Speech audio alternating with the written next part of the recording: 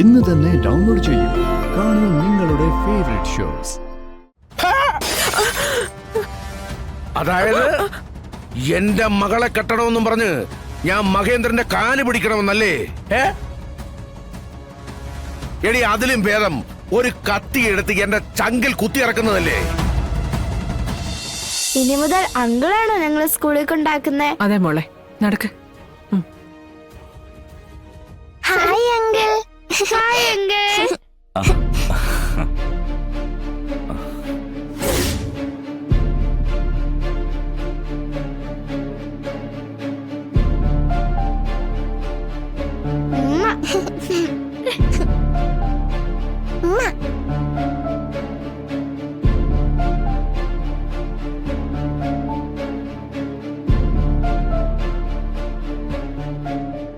സമയം വൈകിക്കണ്ട, കുട്ടികളെ പെട്ടെന്ന് സ്കൂളിലെത്തിക്കേ.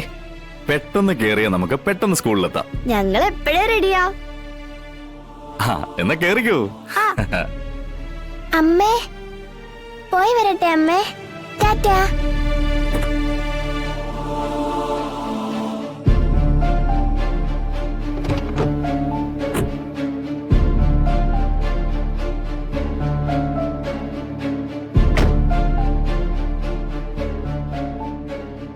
മക്കളെ പോയിട്ട് പെട്ടെന്ന് വരണം കേട്ടോ. എന്നിട്ട് എനിക്ക് ആ വൈദ്യുതി വളതാ. ശരി അച്ഛാ, വരാം. വാ അങ്കിളെ, വന്ന് കേറ്. ദാ വരുന്നു.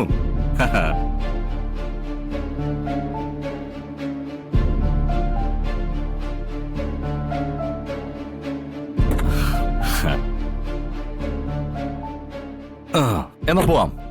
പോവാം. ടാറ്റാ.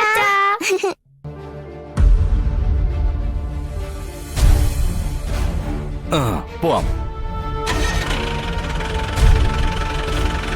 ടാറ്റാ.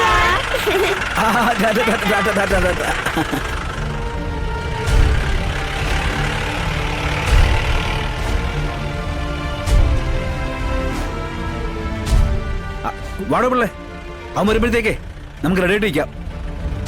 വാ.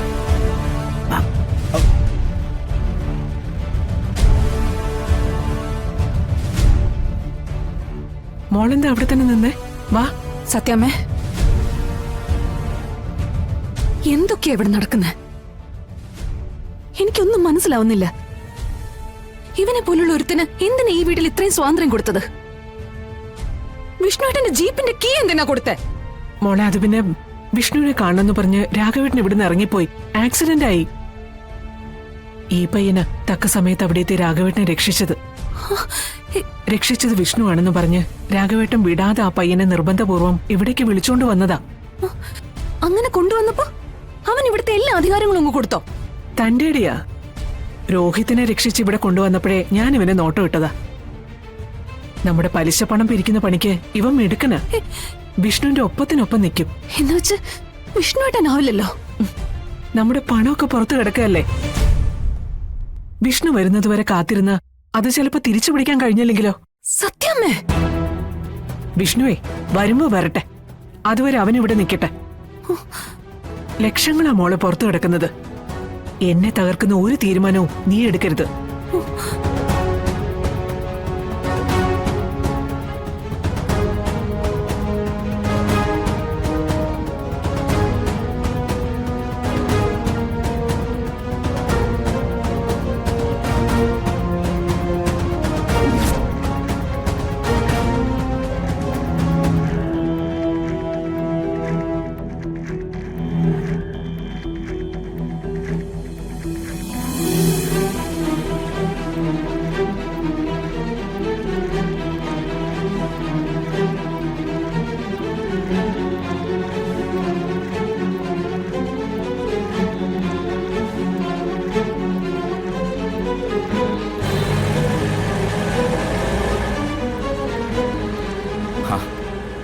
നിങ്ങൾ എന്താ രണ്ടുപേരും മിണ്ടാതിരിക്കുന്നേ?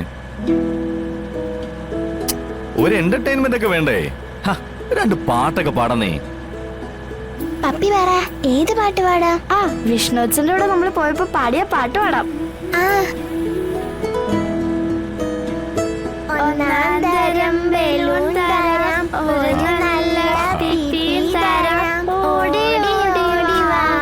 അയ്യേ ഇതൊക്കെ പണ്ടത്തെ പാട്ടുകളല്ലേ, അതൊക്കെ മാറ്റ്, വേറെ പാട്ട് പാട്.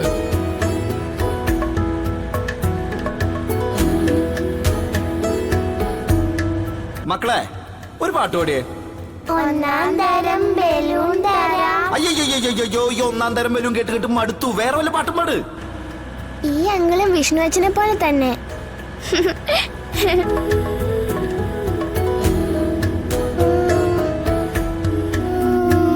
ആ മറ്റേ പാട്ട് പാടാം. ആ കണ്ണോട് കണ്ടപ്പോൾ കണ്ടെത്തി ഞാൻ. ആ ആ മറ്റേ പാട്ട് പാടാം. കണ്ണോട് കണ്ടപ്പോൾ കണ്ടെത്തി ഞാൻ 1000 താരകൾ. ആ പൂക്കട്ടെ പൂക്കട്ടെ. പിന്നെയും പിന്നെയും കണ്ട നേരം പുഞ്ചിരി പൂത്തുലഞ്ഞു.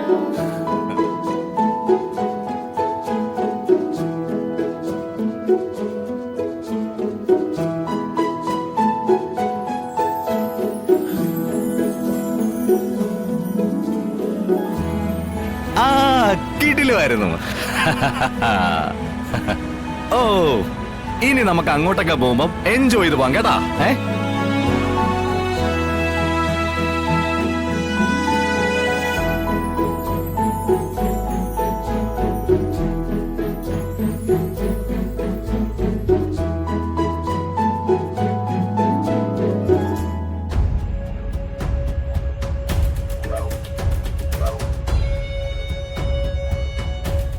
ഡെയ്സിയുടെ കാര്യത്തിൽ ഒരു തീരുമാനം എടുക്കാൻ പറ്റാതെ മുന്നോട്ട് പൊയ്ക്കൊണ്ടിരിക്കുക.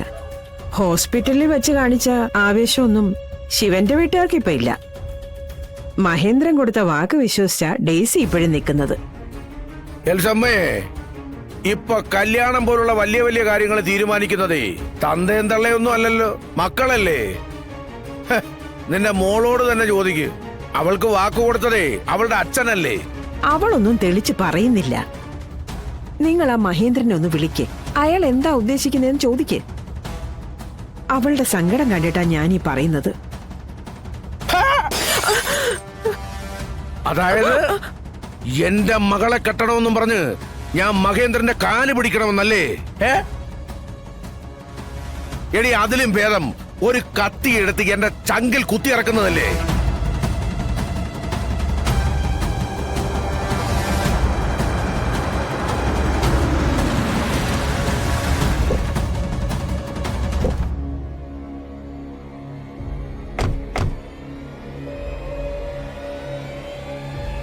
ആന മെലിഞ്ഞെന്നും പറഞ്ഞ് നീ എന്നെ തൊഴുത്തിക്കെട്ടാൻ നോക്കല്ലേ എൽസമ്മേ.